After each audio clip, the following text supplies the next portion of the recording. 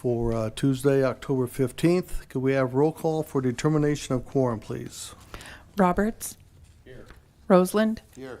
Pettigrew. Here. Ham. Here. Lehman. Here. A quorum is present. Thank you. Can we have an adoption of the agenda, please? Second. Agenda has been adopted. This is the time for general public comment. It's a time for members of the public to discuss or express concerns to the committee on any issue, not limited to items on the agenda. Action will not be taken at the meeting on any issue not on the agenda except by placement on the agenda by unanimous vote of the council members present. I have several speaker request forms. Several of them are related to item 15, so I would like just to hold those till we get to item 15.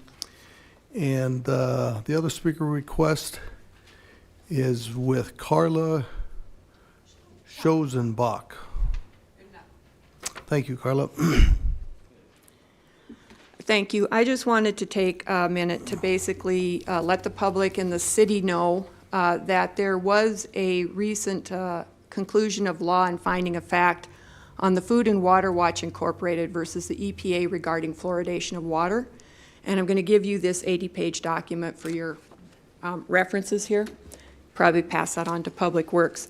What they were looking at is whether or not fluoridation of water caused some harm to humans in the quantity that it was being put in the water.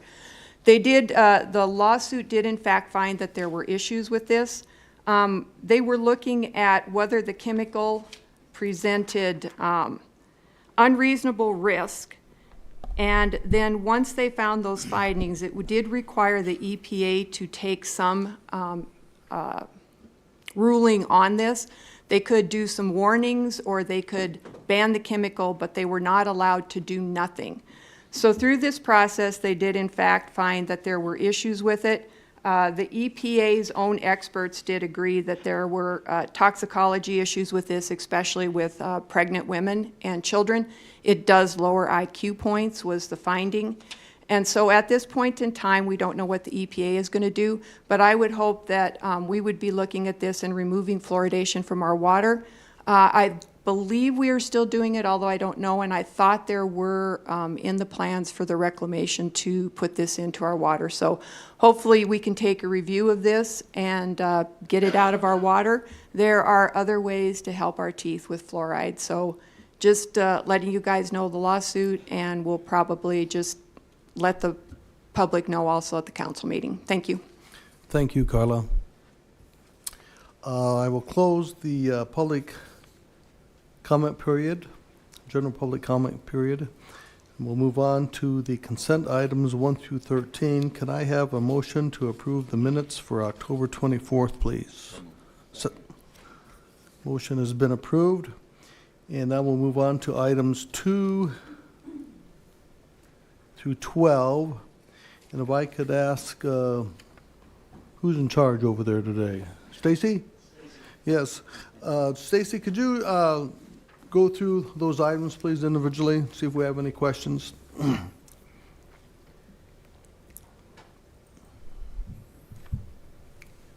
Thank you, Mr. Chair. Yes, we'll tag team these items today between Roger Hall and myself and some of the staff. I will go through a couple of the ones that I'm going to address first, and then I'll pass the baton to Rod Johnson for item number 2. But first one I would like to address is number 4. This is a final change order for a well project on well 6. It is a decrease for $14,827, and that was for the well development and testing of well 6, so we can get that project bid and back in service. The next item that I would like to address is item number 8, and this is a miscellaneous improvements project for the utilities, and this would be water, sewer, as well as water reclamation. These projects are grouped with similar types of projects, and there's a detailed listing of what it is all involved, but in general summary, we're doing pavement preservation, which would be chip seals, flush seals, pavement maintenance.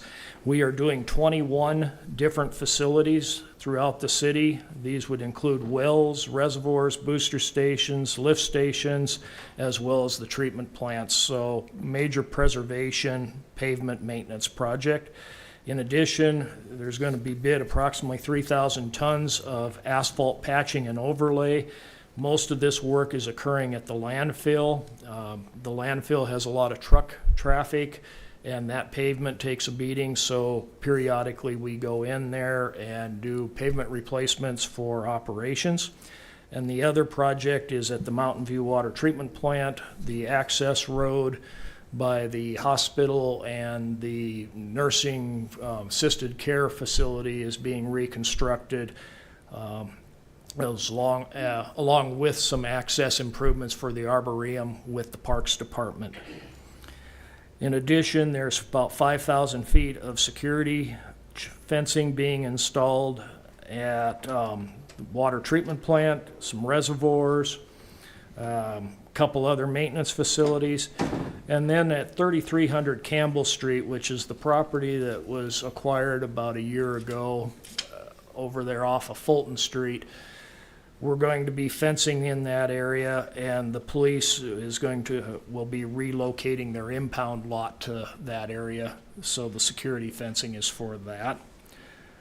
And then the rest of the work is drainage and some seeding work at the landfill, as well as some other drainage facilities throughout town. And in essence, that is what the $3.6 million advertising authority is for. With that, I will turn it over for either to the chief or to Rod Johnson to speak on item number 2. Fire Chief, you want to go next?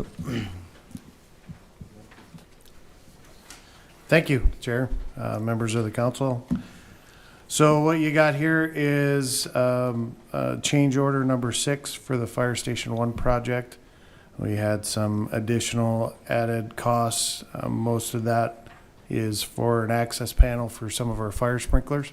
So we're able to access them and change some things out that go to the exterior. The big one was some storage cabinet closet rods that we didn't put in the actual personnel gear lockers for some reason. The architect didn't have those in, so we had to add those in. So just some minor changes throughout. So that comes to $16,382.28.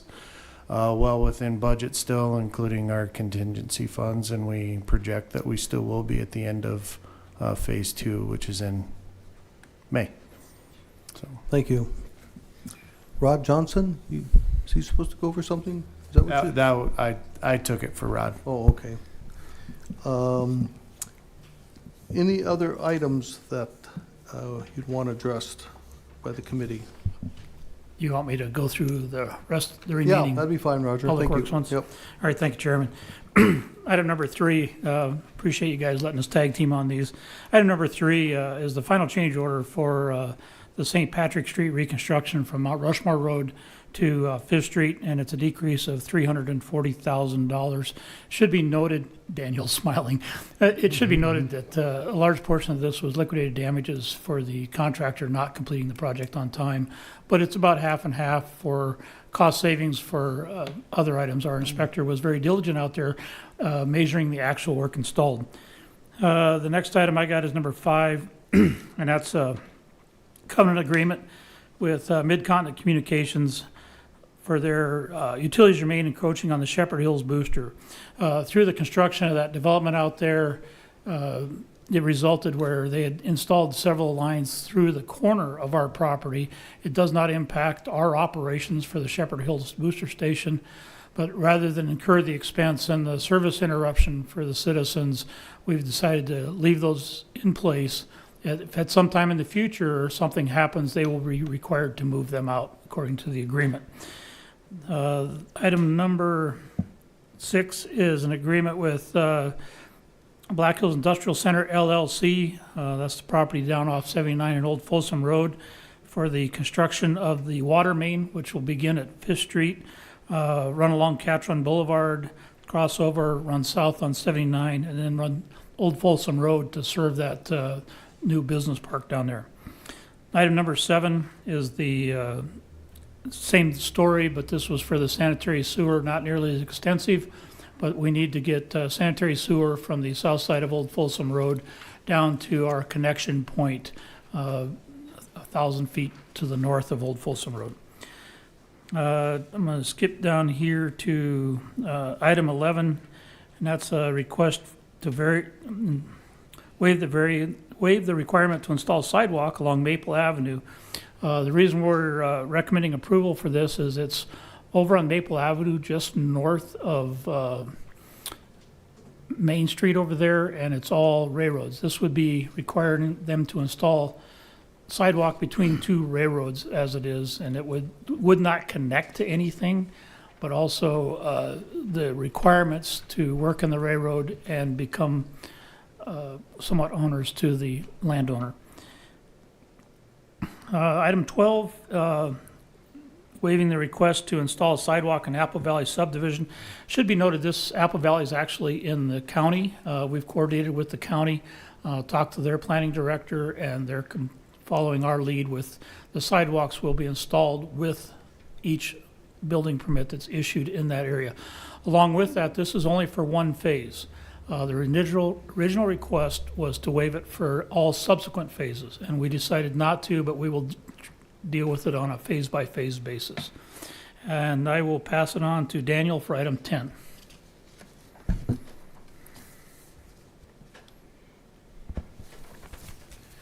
Go ahead, Daniel. Thank you, Mr. Chair. Item number 10 is a resolution of support for a loan application to the state. If you might remember, I think it was last year that there were several different loan and grant applications that were brought forward. It was part of the state's attempt to try to assist in the production of additional housing in the state. They set aside $200 million. Of that, there was $10 million essentially that was kind of Rapid City's share. Half of that was grants. Those have already been awarded. There's still some additional low interest housing or low interest loan money that's available for housing development. Bella Vista is asking for a total of $625,000 of that low interest loan. And that would pay for about a third of the total infrastructure going into a new subdivision that would contain 25 single-family home lots. The total cost of that infrastructure is $1.8 million, so this would cover about a third of the cost. There's really no cost to the city for this application.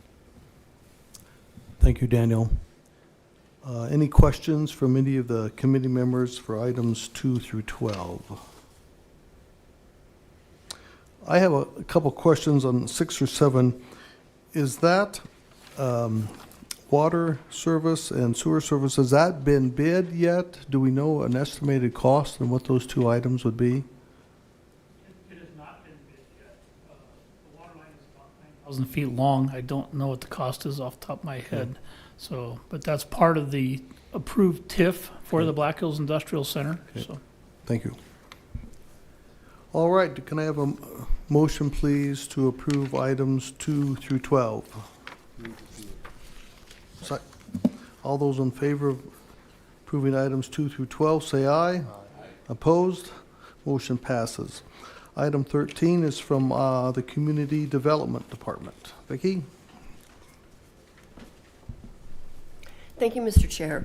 This is a request for proposal to conduct a study for the rail yard relocation and railway alignment. We've been bringing this to your attention since 2022. The end result of this could lead for some exciting redesign along Campbell Street in regard to the rails. And Mr. Chair, if you will allow, Kip Harrington, our transportation coordinator, is here, and Kip can give us a little more information on what this RFP will include. Come on up, Kip. Thank you, Mr. Chair. So back, like Vicki said, back in 2022, the Metropolitan Planning Organization completed the Campbell Street Structure Study, which took a look at that big bridge on Campbell Street over the railroad tracks. And in going through the options we had on rebuilding that, one of the ideas that came up is That rail yard along Campbell Street causes a lot of problems, causing a large structure because it has to go over numerous tracks. It also causes a lot of traffic delays in the southeast part of town as the switching movements block St. Patrick Street. So one of the ideas that came out of that study is, what if we move that rail yard somewhere else? And so that's what this study is going to look at. Are there other locations in the community that would allow for us to move that rail yard switching yard to a better location and thereby help the traffic flow and help the movement of trains throughout town? Additionally, if you're familiar with the rails in Rapid City, everything comes through Pressler Junction at 3rd and Omaha. It's kind of a Y-shaped rail intersection. There is no direct east-west movement through town, so any train coming in from the east or west has to go down to that switch yard, be reversed, and then go out the other direction. That leads to delays. That leads to a lot of additional traffic. It leads to a lot of noise pollution as they blow their horns. Also leads to a lot of carbon gas in the atmosphere as those cars have to idle at the St. Patrick Street stop sign. So we'll take a look at that as part of this study as well. Again, that was recommended out of the Campbell Street structure study. As a follow-up step, we'll be working with SDDOT, Federal Railroad Administration, and the RCP&E Railroad on this study to determine if there are any possible solutions to these issues. Thank you, Kip. Any comments? John, you got some comments. You're going to have to put me back. Thank you. Kip, I was just curious. I know Sioux Falls did this, a decade ago? And how did they finance it? Because I know it was, $200 million when they did it? Yeah, I think they got a federal grant for that, and that's something we would be looking at as well in talking with some of our federal transportation people. There are a lot of railroad grant programs out there available. We have spoken to the railroad about it. They're all in favor of moving their rail yard, except they don't want to pay for it. So they're looking for some other funding opportunity. So that's something we'll work on once we have the recommendations from this study. Because I know there was a study done in Rapid to do that maybe 40 years ago. Probably a little outdated, I It was a think. long time ago, but even at that time, it was, I think if I remember correctly, it was $30 or $40 million at that time. Yeah, we're not So- sure. I mean, ballpark, it might be in that range today. It depends on how much track work would have to be done. And that might have been to remove the whole rail system out of downtown. Yep, it was. Yeah, now Yeah. the rail system would remain downtown. We would just move the switching operations to a different location. So the trains would still run through downtown Rapid City, but hopefully we could make it more efficient where they wouldn't have to do that wide intersection and all the switching down in the southeast part of town. Shut down St. Patrick Street. Yes. and- Yes. Yeah, I mean, that's a major east-west arterial. It's, a lot of emergency management traffic goes through there. So when that train's blocking it and somebody's got an emergency, it's really difficult to get around. All right. Well, I thank you. Thanks. Thanks. Any, those in favor of approving item number 13? Opposed? Motion passes. Now we'll move to the non-consent items 14 and 15. Public comment is open for item number 14 and 15. I have several speaker request forms on item 15. We'll go to Jessica Smith.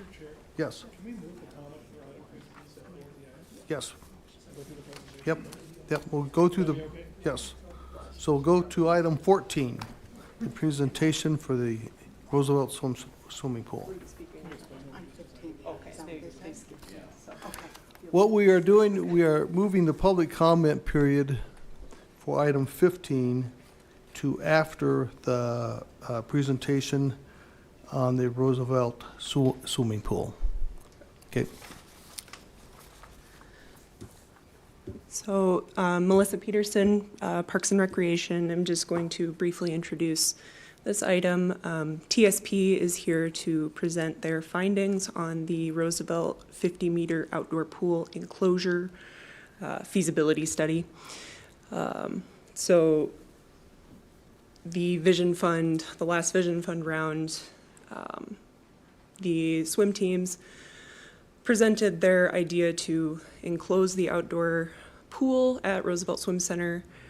That money was granted, but in the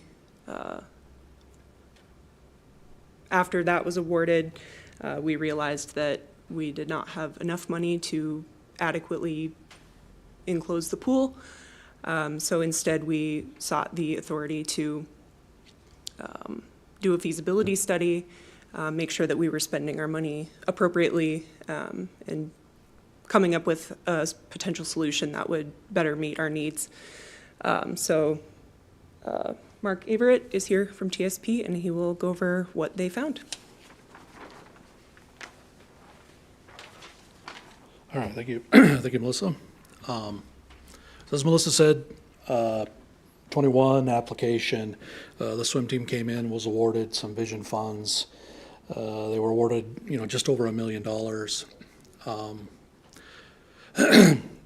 They were looking to provide increased availability of the 50-meter pool so that they could practice. We could have additional lanes for the community and then not be impacted of the public programs either. So as a part of that study then, we also looked at increased revenues that could be generated from this and hopefully help pay for part.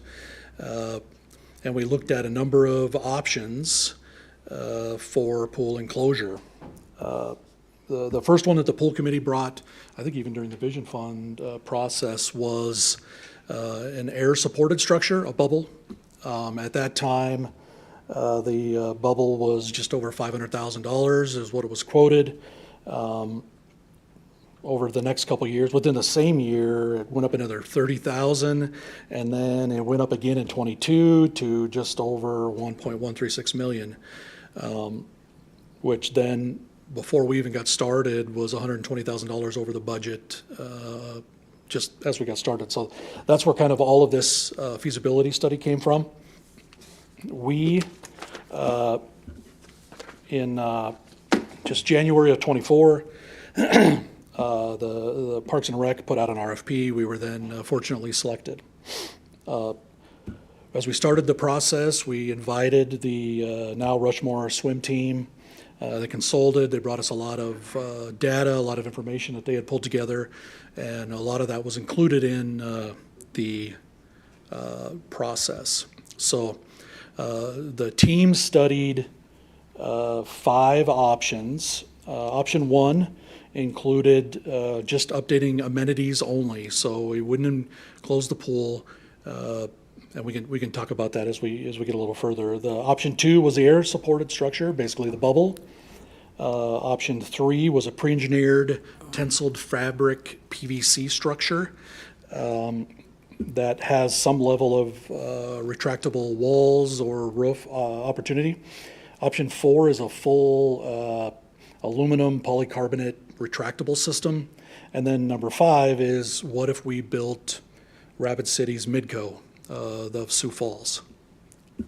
So as a part of that evaluation, we looked at many factors of each of these, and to compare them, of which maintenance, how much maintenance is going to be on each one of these, initial project, construction costs, annual expenses, revenues, energy efficiency, construction timelines, how long it's going to take us to get them built, the user comforts of that structure, the flexibility, warranty, lifespan, life cycle costs, all of those things as we evaluated each of these systems. So the amenity only, just for the highlights, and if you guys want me to dig deeper, we can sure do that. But amenities only. So we talked to the swim team. They said, man, if we could just get starting blocks, bleachers, new timing display system, some privacy fences there on the west side and some on the south side. Does not include any new structures other than the fence. This is the lowest cost, and even since we used some budgeting numbers that they came up with and helped us to the tune, of $261,000. Option number 2, the inflatable, the bubble. It is a insulated bubble. It can be and does, assemble, and you can take it down, but it does have to be stored somewhere. So as a part of that, we did have to include another storage building so that you could take that thing down and store it over the summer. It is a very low initial cost, even though it went up again during the study. And it does have a 20-year fabric warranty and a 2-year mechanical unit warranty. Total project cost on that, it was 1 point whatever. This is looking at about 2.36 million. The next one, pre-engineered fabric. They're doing this quite often. We looked at aluminum frame structure, PVC skin. You can open up the gables ends if we wanted to, allow some fresh air during the summer, but the majority of it would be covered over the year. If we did take it down, we'd need about a 23,000 square foot building to house those fabric ends. This is kind of the middle of the road of cost. It's very low maintenance. Again, 20-year warranty on the fabric, and since it is aluminum, you get a 30-year warranty on that one. Retractable. We did look at a retractable. We looked at two different versions of the way that they slide, but it is a sliding aluminum with polycarbonate windows, hail resistant. Of course, nothing is sooner or later something's going to hit it and break, I'm sure, but if it goes through your roof, it's probably going to go through one of these panels. Frame slides, it does open and close. It's automatic. Opens within a few minutes. All of these buildings, we kept the same square footage. So we just looked at the same square footage for each of these options. Mid to high costs, pretty low maintenance. 20-year warranty on the frame, 10-year warranty on those polycarbonate panels. You do ultimately, they start to kind of, the UV gets to them after a while, so they start to yellow. You don't have to replace them, but the warranty runs out on those panels 10 years. And then just a traditional structure, traditional enclosed building with connection to the existing swim center. You know, there really is no opportunity to open it up and have the indoor-outdoor other than maybe some glazing or some garage doors or something that's similar. This one we did allow to get a little larger because it would include a mezzanine, some timing things as we were kind of looking at that Midco as kind of an example of what could be in Rapid City. It does have the highest costs. It is low maintenance. We can get the highest energy efficiency out of it because we can control a lot more things. And, you know, you're looking at a 50-plus year lifespan. Dollar on that one, of course, is the most at 16.1 million or so. We used 25 numbers as our best guess. I mean, we all know how construction is right now, but we made a guess and tried to guess some inflation. So all the numbers were showing our, we think, 2025 numbers. And I can, if we wanted to dig it a little deeper, we sure can, or if you have any other questions. Does anyone on the committee have any comments or questions? If not, could I have a motion, please, to acknowledge our presentation? Those in favor of acknowledging the presentation, say aye. Aye. Opposed? Motion passes. Now on to item 15, and we'll open up the speaker request forms, please. And the first one is from Jessica Smith.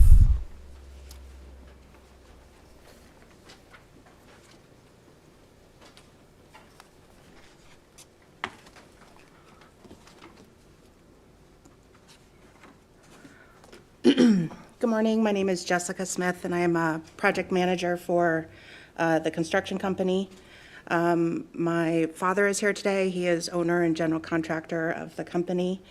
We're currently building a new construction home with a downstairs apartment on Mile High Avenue for Stephanie Reynolds and Mike Duncan, who are here today. The downstairs apartment is for Stephanie's brother and sister-in-law to reside in. They are disabled and rely on Stephanie and Mike to help care for them. I'm here to advocate for an exception to add a secondary approach to a parking spot on Bengal Drive, which would give them private access to the downstairs apartment entrance.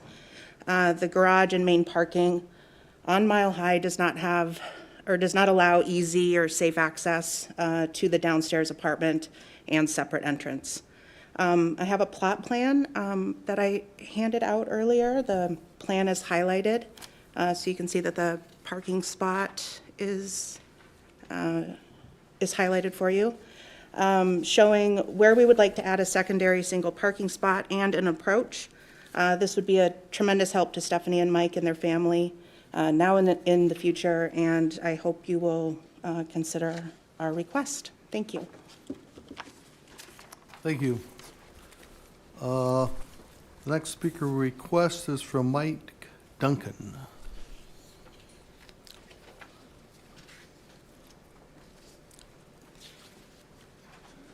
Thank you, Mr. Chair.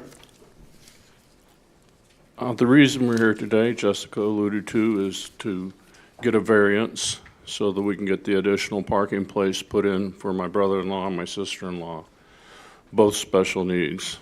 I got a little background information here to help support what I feel is good cause for this variance, and you guys have a copy of that in front of you, and I'll just dive right into it here. Recently, my wife Stephanie and I were presented with an opportunity to become involved with a win-win program. It involves her brother Russell and his wife Rochelle. We accepted that offer. The program is a concept called shared living, and it involves sharing a home with them. Shared living reduces taxpayer and administrative burdens, as well as improves the quality of life and the quality of care that Russell and Rochelle will receive. Now, I initially opposed the idea, as I wasn't sure about it until I really started looking into all the nuances of it, and I couldn't find any cons to the program whatsoever. When I said win-win, it's really a win-win-win. I changed my mind. I concluded that it's the best solution to a problem that society's been facing for a very long time. And that problem is, how do we provide the best possible care for people with disabilities? This is the reason we're here today, to give the city an opportunity to more thoroughly examine the issue. We're hopeful that the board will recognize the benefits to all and reconsider our request for a separate parking area. Brief explanation of the issues at hand to be in order here. So a great way to do that would be take a quick look at the Americans with Disabilities Act. On July 26, 1990, President George Herbert Walker Bush signed the Americans with Disabilities Act. This is the world's first comprehensive civil rights law for people with disabilities. The law provides protection to individuals with physical and mental disabilities and guarantees them equal opportunity in public accommodations, employment, and transportation. Many recognize the need for this legislation, and the President signed the bill amidst broad bipartisan support. While this legislation is specific to employers, places of business, and public accommodations, the concept and the reasoning behind it are the same as why are we asking for the variance today, and it's to improve the quality of life for Russell and Rochelle, which due to their disabilities, they're unable to provide for themselves. Now, we understand that codes and regulations are an integral and indispensable part of all civilized societies. However, it is impossible to write a code or regulation that takes all possible scenarios into consideration. So here's just a few areas that we would like for you to consider when reviewing this variance request. First of all is accessibility. Russell's in his mid-40s, and he's already experiencing mobility issues. Rochelle is almost 60.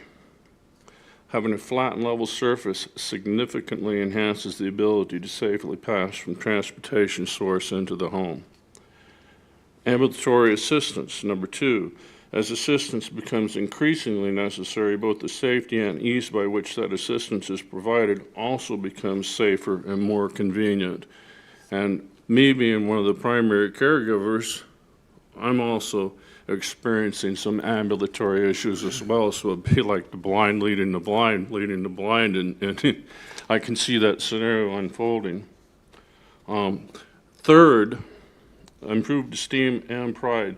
Through no fault of their own, Russell and Rochelle have been denied the opportunity to achieve for themselves what this program and variance will provide, which is a sense of total independence. The program mandates that they have their own separate and private entrance. not having to travel a great distance to access it just makes sense. And then safety. Currently, there's a great deal of uneven terrain between where they will have to park now and the entrance to their abode. This increases the potential for accidents and injury. I spoke with the next door neighbor, and he has submitted an email. You have a copy of it. He's reviewed where this driveway is going to go, and he has no problem with the location of the driveway as it's right next to his property, and he so states in this email to you. So these are just a few of the things that we hope you'll consider as our variance request is reconsidered. Thank you for your time, for your service to the community. Thank you, Mike. And our last speaker request form on this topic is from Doyle Estes.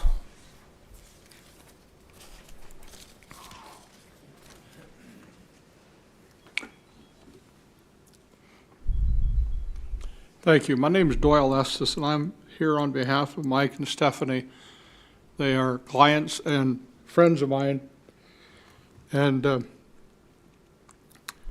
just as Mike said, I think the statutes need to be construed consistent with some sympathy or empathy for the applicants. And in this situation, Mike and Stephanie should be congratulated, I think, to help out their needy relatives. And the city, I would ask, should show some compassion for these people who are showing compassion for their relatives. They are building a brand new house, and they're going to be the caretakers for Mike and Stephanie. I look at the documentation that the staff said that they deny the application for the exception based on insufficient justification for topography and safety concerns, and I think Mike just pointed out that that's an inconsistent reading or conclusion, because the topography of the lot that we're dealing with does not lend itself easily for the current parking situation to be handled for the two needy people that will be living the lower level. Not only is it going to be difficult for them to get down, but because of their disability, it's even worse. And even Mike said he himself is having some issues. So I think the topography of the lot and the safety concerns for the two relatives and for Mike too. So I would ask that you folks give some compassion, show some sympathy or empathy for Mike and his wife, Stephanie, and help them take care of their family. Thank you. Thank you, Doyle. John, you have a few comments?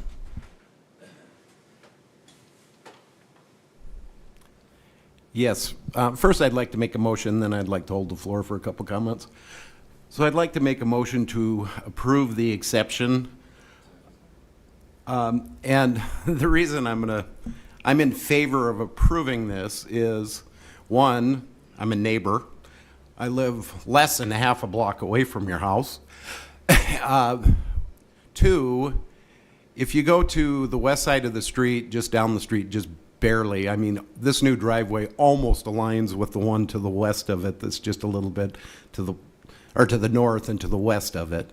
I don't think there's an issue coming out onto that street. That street is not very busy ever.